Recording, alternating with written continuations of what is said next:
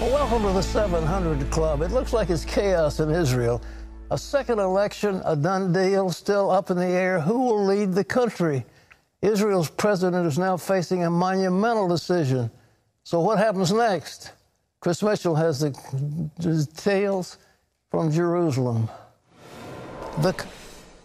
Israeli President Reuven Rivlin met with each party that won seats in the election. He wanted their recommendation on whether Benny Gantz of the Blue and White or Benjamin Netanyahu of the Likud should form the next government before making his decision. Benjamin Netanyahu received one more recommendation than Benny Gantz and might get the first chance to form a government. After 10 members of the joint list, a combination of Arab parties, recommended Gantz, Netanyahu called on his opponent for a unity government. The way ahead for Netanyahu or Gantz is not easy, and it's the numbers that tell the challenging story. Of the 120 seats in Israel's Knesset, a leader needs 61 of those seats to form a government. There are 55 seats on the right aligned with Netanyahu's Likud. On the left, Gantz's Blue and White has 44. But 10 members of the joint list of Arab parties could support Blue and White in a minority coalition. That adds up to 54 seats, but still short of the 61 magic number. That's why Avigdor Lieberman is described as a potential kingmaker. His party holds 8 seats, and he remains uncommitted. Regardless of who is chosen, it may take weeks to get a new government, and it's even possible Israelis could go to the polls for a third time. Well, CBN Middle East Bureau Chief Chris Mitchell is with us. Chris, it looks crazy. The Prime Minister has the largest group. Likud has the largest. But did he go over the line pushing for that West Bank takeover? Well, that's a possibility, Pat. You know, ironically, it seemed like people in Judea and Samaria didn't turn out as much as you would have expected. That is a possibility. But right now, I think the ball lies in the hands of the president, Reuven Rivlin. He says he wants a broad and stable government. He's going to do everything he can to prevent a third election. And right now, he's calling Benny Gantz and Netanyahu up to his residence. In fact, Pat, it's just around the corner and up the hill from where we are right now. I talked to his spokesman earlier today, and it's going to be closed to the press. And you wonder if he's trying to implement what Psalm 133 says, that how blessed it is when brethren dwell together in unity. We'll see what happens after tonight's meeting. Well, didn't Netanyahu ask Benny Gantz to come and form a government? And Benny said, because you're under indictment, I'm not going to do it. Is that the deal? Well, he did. He actually has done it twice. He did it right after the day after the election last Wednesday.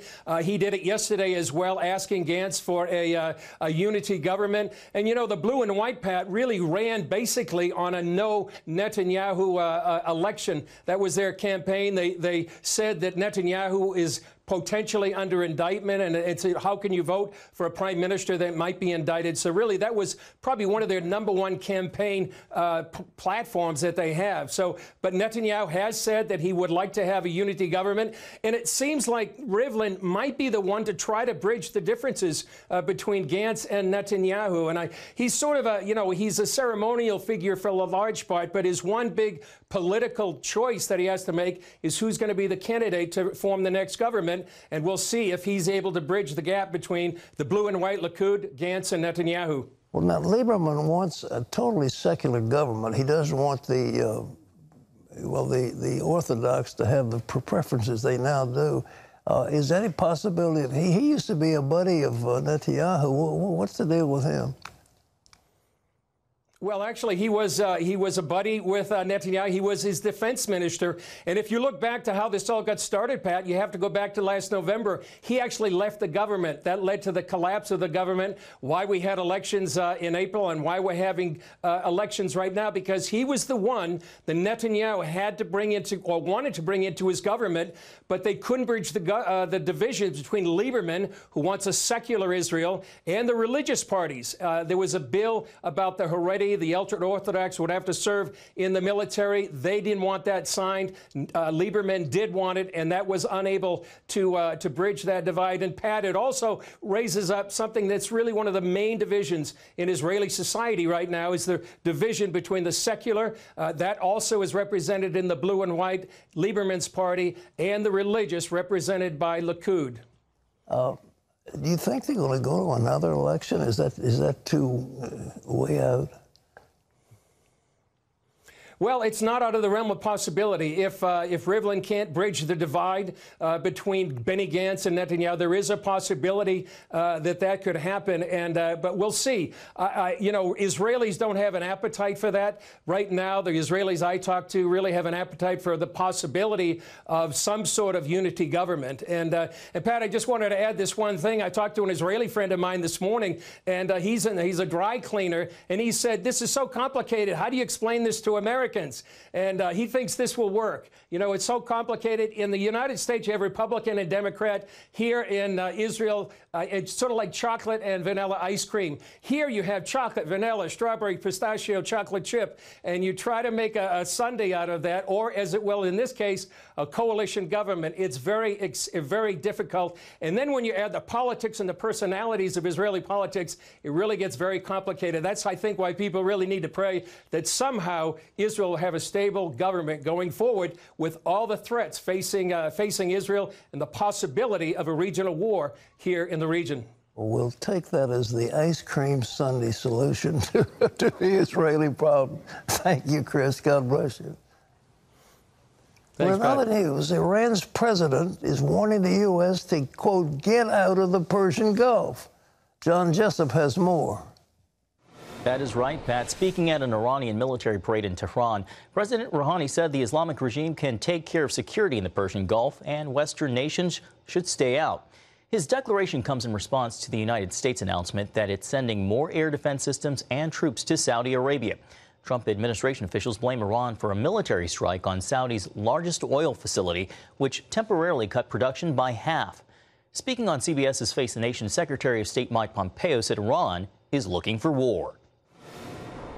Bloodthirsty and looking for war. President Trump and I were looking for a diplomatic resolution to this. What does that mean? We had a nation-state attack another nation-state, the largest attack on the global energy supply, I think, in all of recorded history. The United States is also forming a maritime coalition with the United Kingdom, Saudi Arabia, and other Gulf nations to protect shipping in the region.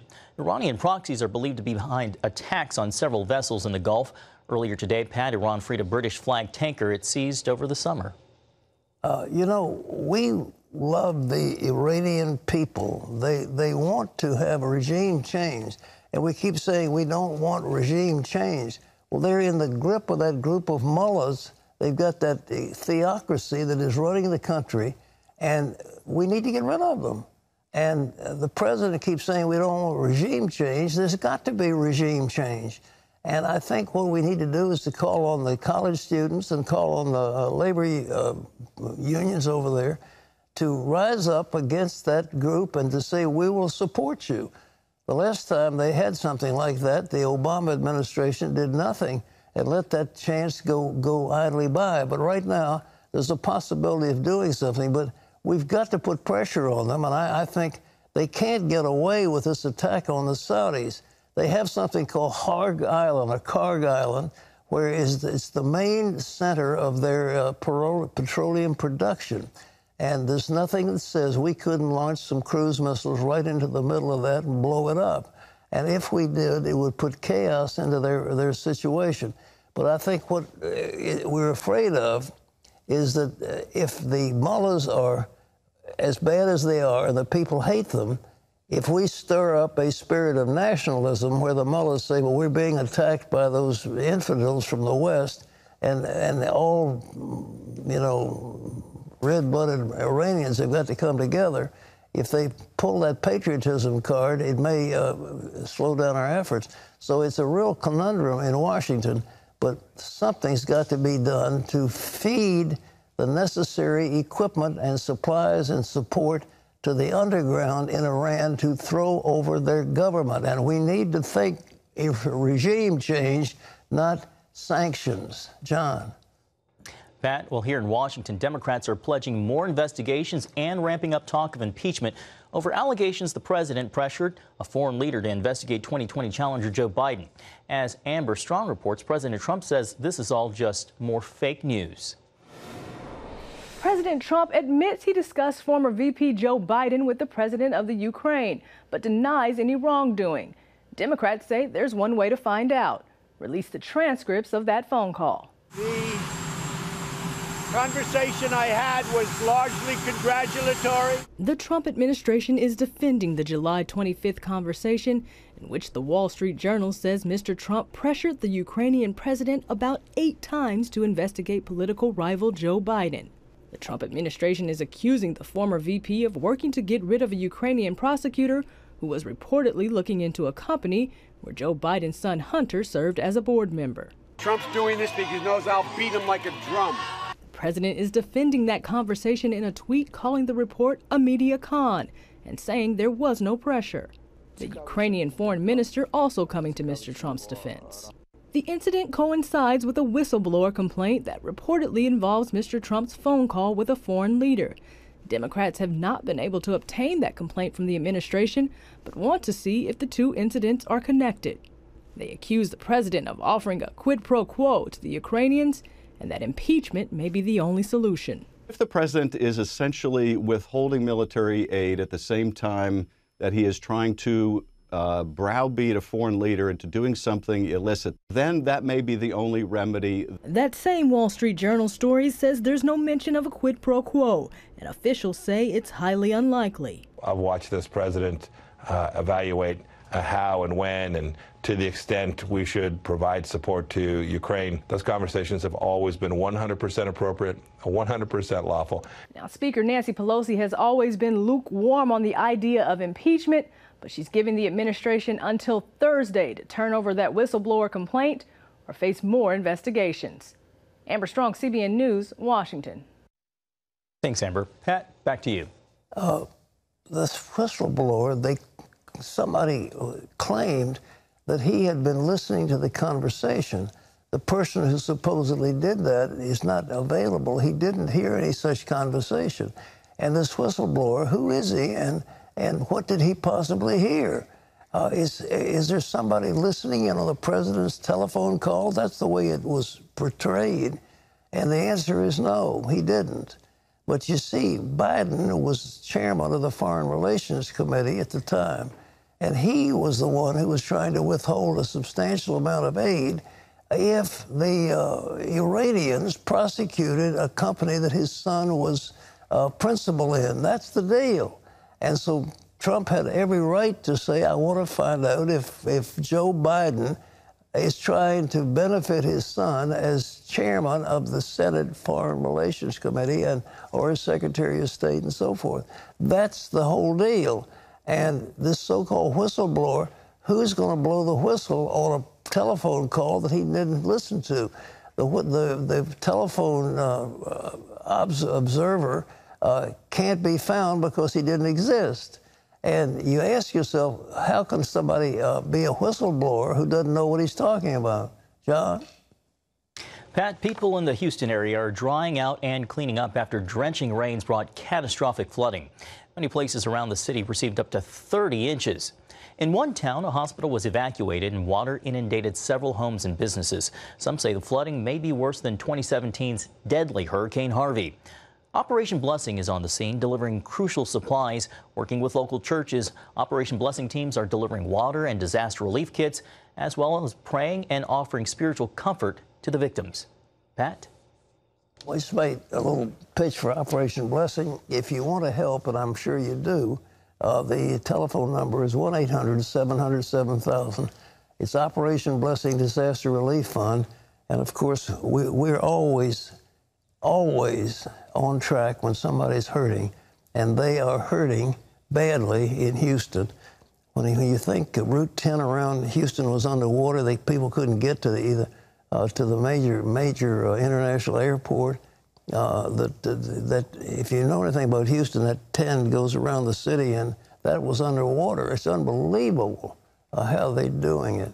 Well, anyhow, we want to help them. And, you know, the people in Texas have really been undergoing a huge amount of rain. They've never seen anything like it. It's unprecedented, the amount of flooding that's coming into that great city. And we're going to be able to help them. So 1-800-700-7000 is the number to call.